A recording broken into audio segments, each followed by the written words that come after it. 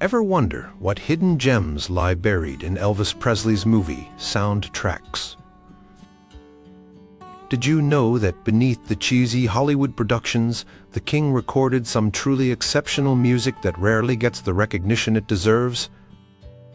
Elvis Presley's movie career is often viewed as a creative wasteland that trapped the rock and roll pioneer in a cycle of formulaic films with forgettable soundtracks. His manager, Colonel Tom Parker, prioritized commercial success over artistic integrity, leading to 31 feature films between 1956 and 1969, many with accompanying soundtrack albums that critics and fans alike have dismissed.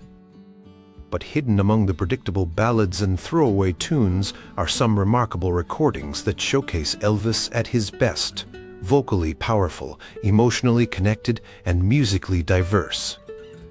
Let's dig into these overlooked treasures that deserve another listen.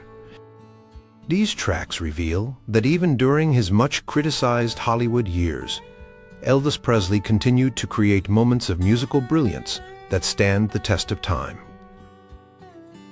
Number 12. Rubberneckin, from The Trouble with Girls, 1969. Did you know Elvis recorded one of his funkiest tracks for one of his least memorable films?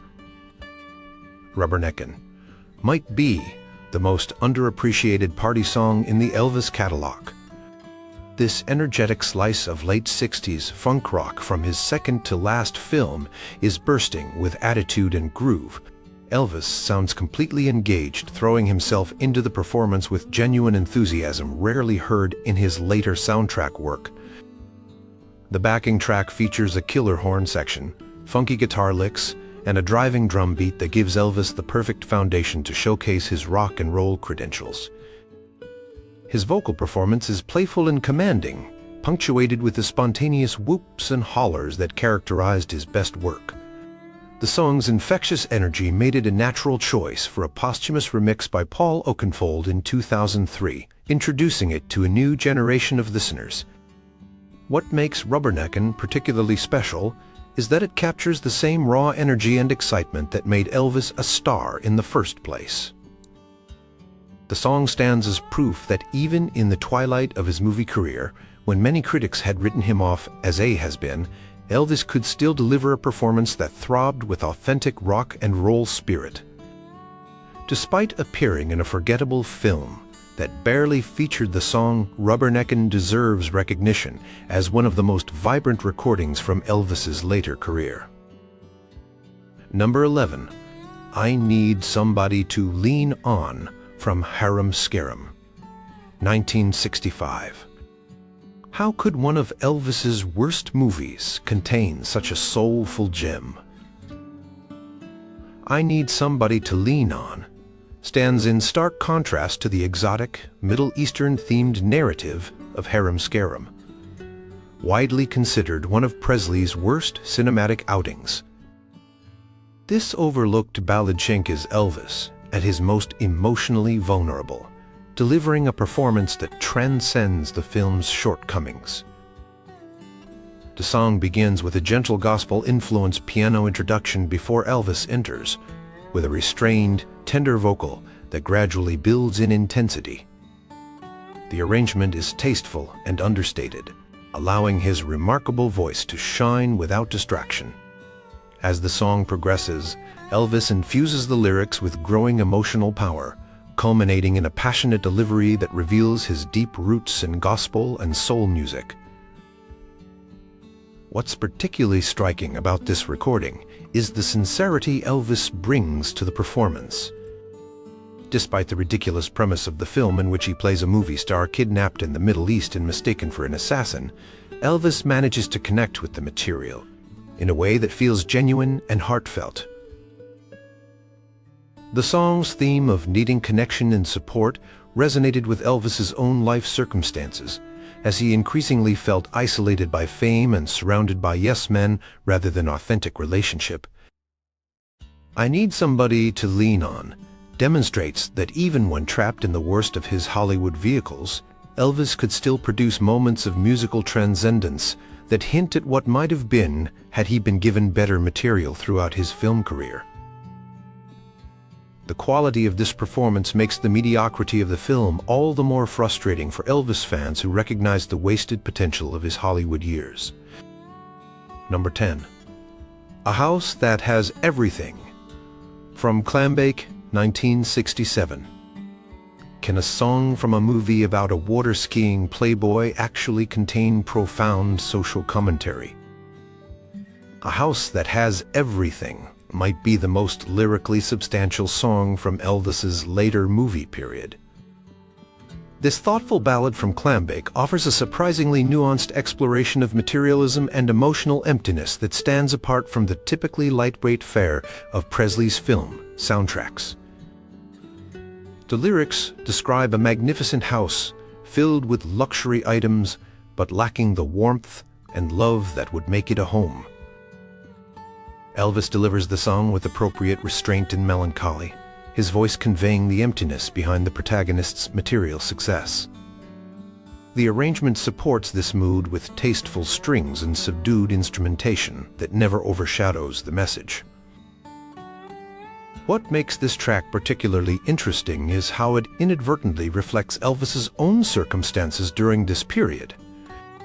Living in Graceland, surrounded by wealth and possessions but increasingly isolated and disconnected from the artistic credibility he once enjoyed, Elvis's life paralleled the song's theme. There's a poignant irony in hearing him sing about the hollowness of material success when his own career had been sacrificed at the altar of commercial interests. The song gains additional resonance when considered in the context of the counterculture movement happening in America at the time. While hippies were rejecting materialism and questioning traditional values, Elvis, once a cultural revolutionary himself, was starring in formulaic films promoting conventional success. A House That Has Everything suggests that beneath the commercial facade, Elvis maintained an awareness of deeper values that his movies rarely allowed him to express.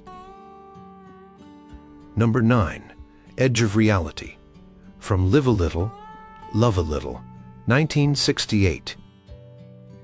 How did Elvis record a psychedelic masterpiece in the midst of his movie career doldrums? Edge of Reality stands as perhaps the most adventurous and experimental track from Elvis's entire film catalog. Featured in Live a Little, Love a Little, this psychedelic tour de force captured Elvis, responding to the changing musical landscape of the late 1960s with surprising effectiveness. The song begins with disorienting, swirling orchestration before settling into a driving, urgent rhythm. The production is dense and layered with phasing effects, prominent percussion, and an arrangement that continually shifts and evolves. Elvis sounds fully committed to the material, his voice veering between controlled intensity and unleashed power as the lyrics explore themes of perception, consciousness, and uncertainty, territory rarely covered in his film songs.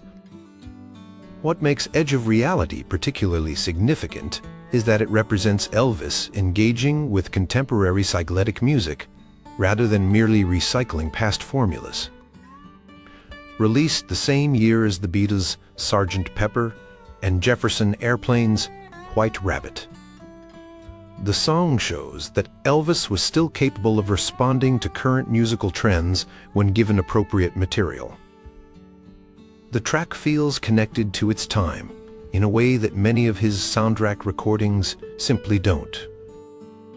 The song also foreshadowed the artistic rebirth Elvis would experience later that same year with his legendary NBC comeback special, which re-established his rock and roll credentials after years of cinematic exile. Edge of Reality suggested that beneath the movie soundtrack mediocrity, Elvis remained an artist capable of surprising and challenging his audience when freed from the most restrictive commercial constraints. Number 8. Guitar Man. From Clambake, 1967. Remember when Elvis proved he could still rock even in a beach movie?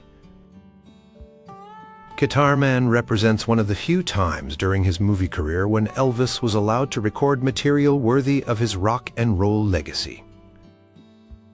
Though technically part of the Clambake soundtrack, the song is only briefly heard in the film, making it easy to overlook despite its quality. Written by Jerry Reed, who also played the distinctive guitar part on the recording, Guitar Man tells the story of a musician leaving home to seek his fortune, a narrative that paralleled Elvis's own journey from Tupelo, Mississippi to Memphis and eventual superstardom. Elvis delivers the vocals with a conviction and enthusiasm often missing from his soundtrack work, connecting with lyrics that must have resonated with his personal experience. The production beautifully balances commercial accessibility with authentic roots, music, elements. Reed's finger-picking guitar style provides a foundation that honors Elvis's country and blues influences, while the modern arrangement keeps the song from feeling like a mere throwback. The backing vocals and horn section add texture without overwhelming the core sound. Guitar Man proved significant enough that Elvis revisited it for his 1968 comeback special, recognizing that it represented the kind of material that could help re-establish his musical credibility.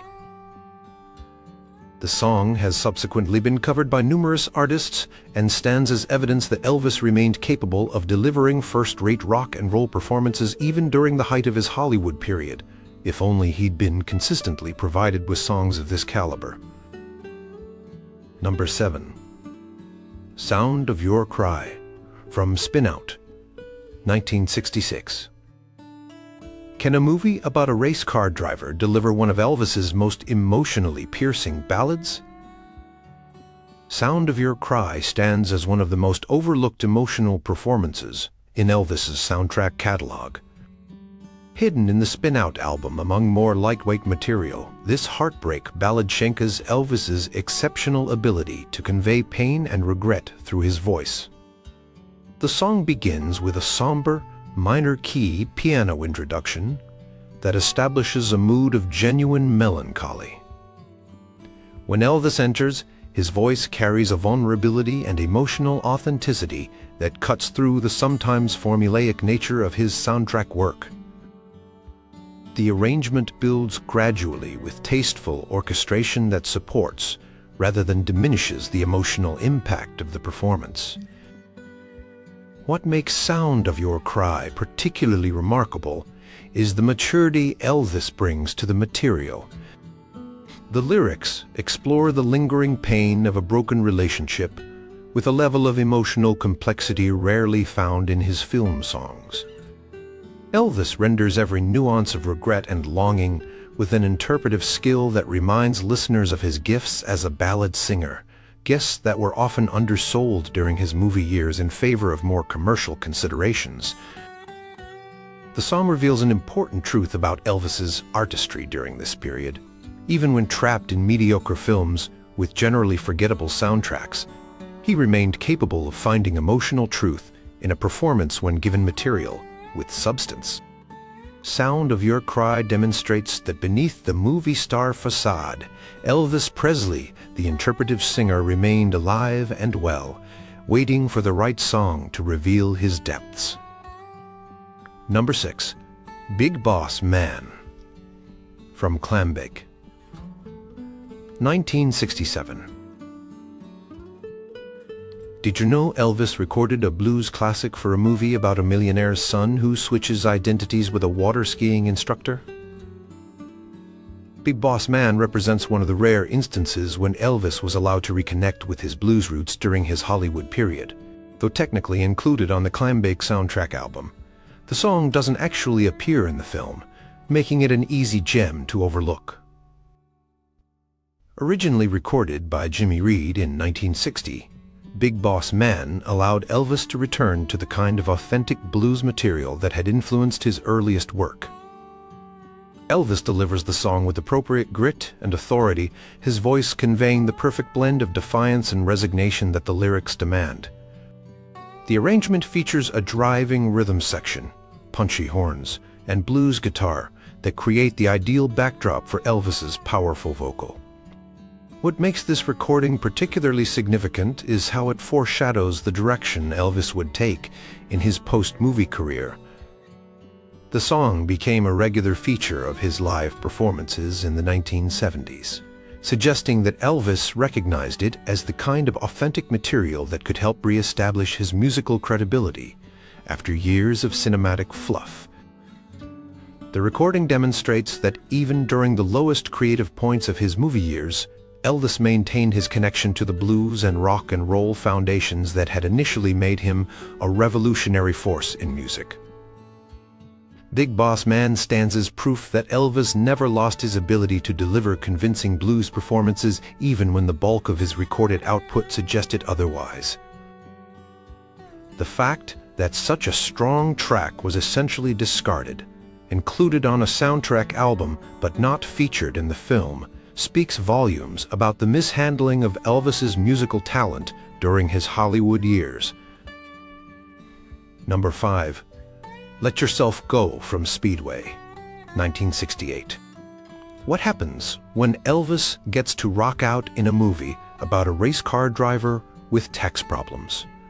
Let Yourself Go emerges as one of the most energetic and compelling up-tempo tracks from Elvis's later movie period.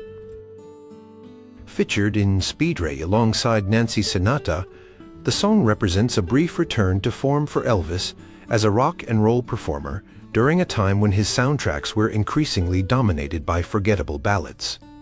The track opens with a blast of horns and propulsive drums that immediately establish an atmosphere of excitement and urgency. Elvis sounds genuinely engaged with the material, delivering the vocals with a commitment and enthusiasm that had become increasingly rare in his soundtrack work.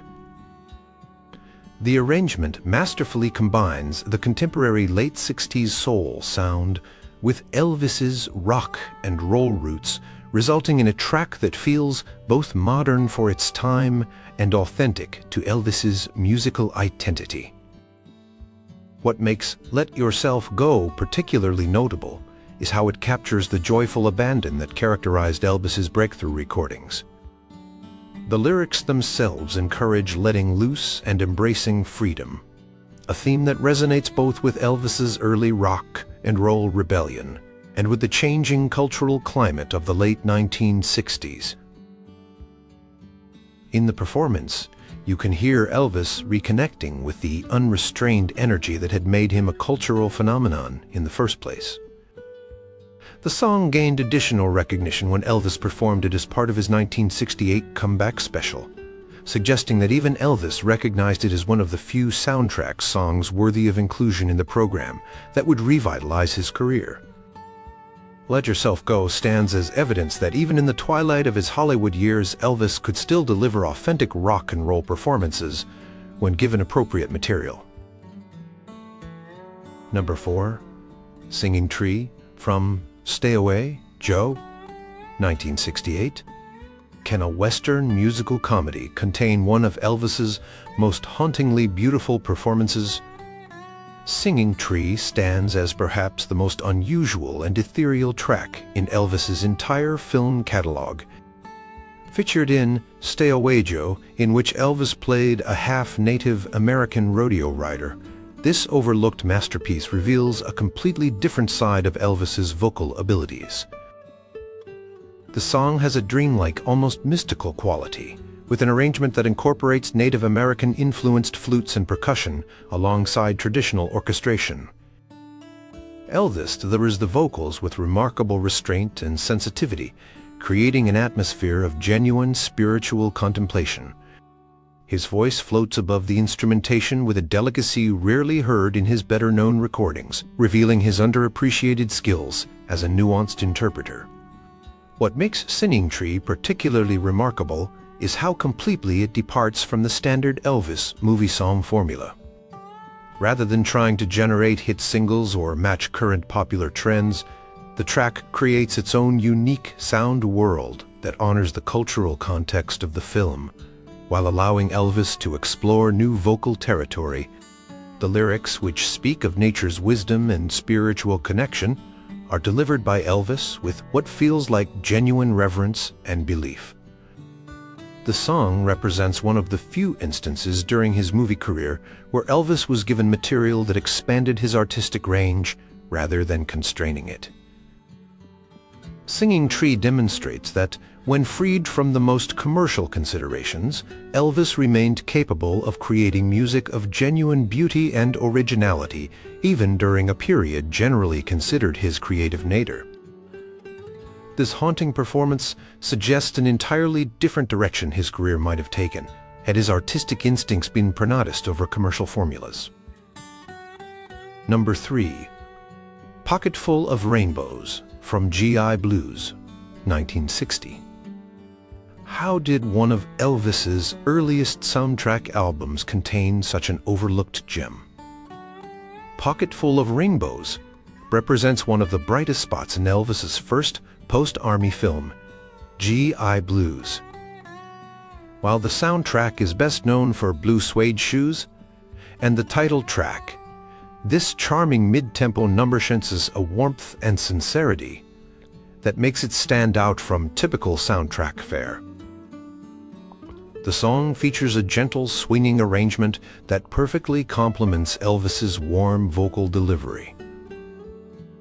Unlike many of his soundtrack recordings, Elvis sounds genuinely engaged with the material, infusing the lyrics with the sincerity and joy that prove infectious. The backing vocals and orchestration support rather than overwhelm his performance, creating a balanced and appealing sound that bridges the gap between his rock and roll roots and his evolving pop sound.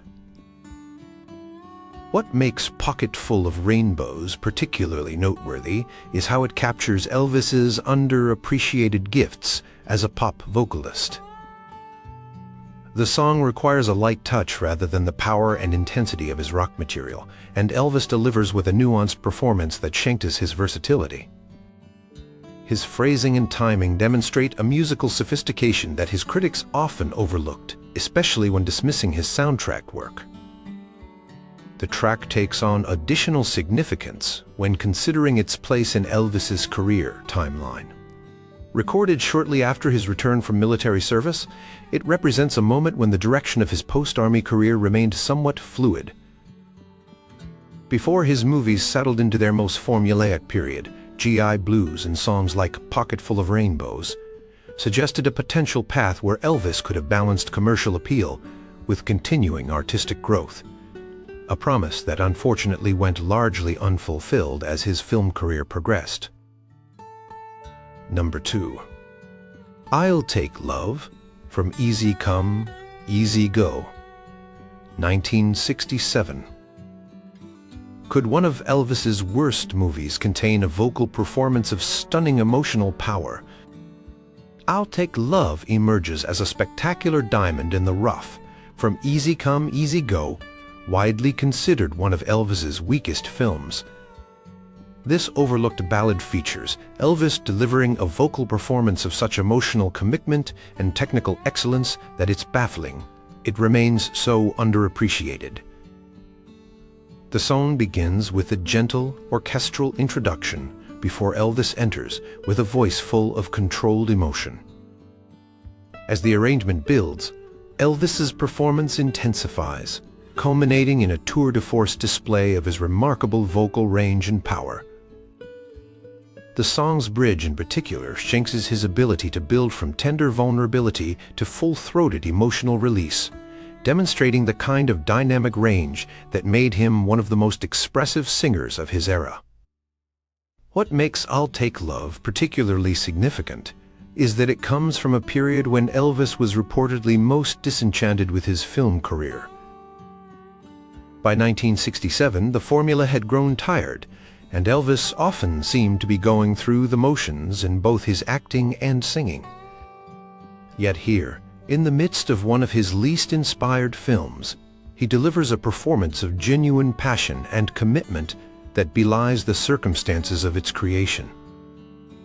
The song stands as compelling evidence that even during his most creatively barren period, Elvis remained capable of transcendent vocal performances when something in the material sparked his interest. I'll Take Love reveals that the artist who had revolutionized popular music in the 1950s was never completely buried by Hollywood's commercial machinery. He was merely waiting for the right opportunity to remind the world of his extraordinary gifts. Number 1. If I Can Dream, from Live a Little, Love a Little, 1968. Did Elvis record one of his all-time greatest songs for a forgettable comedy? Though technically from the 1968 television special and not directly featured in the film, If I Can Dream was recorded during the same period as the soundtrack for Live a Little, Love a Little, and represents the artistic breakthrough that would finally free Elvis. Written in response to the assassinations of Martin Luther King Jr. and Robert Kennedy, If I Can Dream features Elvis delivering a performance of unparalleled emotional intensity and conviction. The song builds from a restrained beginning to a passionate climax, where Elvis pushes his voice to its limits, conveying a genuine yearning for a better world that transcends pop music conventions. The arrangement supports this journey with tasteful orchestration that frames Elvis's voice without overwhelming it. What makes this recording so significant is how completely it shatters the aesthetic constraints that had defined Elvis's movie soundtrack period. After years of recording material that often seemed beneath his talents, If I Can Dream reconnected Elvis with social relevance and emotional authenticity. The song's themes of hope in the face of adversity and belief in a better future clearly resonated deeply with Elvis, inspiring a performance that ranks among his most powerful. The track marks the definitive end of Elvis's soundtracked wilderness years and the beginning of his artistic rebirth. It demonstrated that the passionate, culturally significant artist who had changed American music in the 1950s remained alive beneath the movie star facade. If I Can Dream proved that when given material worthy of his immense talents, Elvis was still capable of creating music that could move, inspire, and challenge his audience, a capability that would fuel his remarkable creative renaissance in the years that followed his escape from Hollywood. Are we too quick to dismiss Elvis's movie soundtracks? Don't these hidden gems suggest that beneath the commercial compromise and formulaic productions, the authentic artist remained alive throughout even his most criticized period?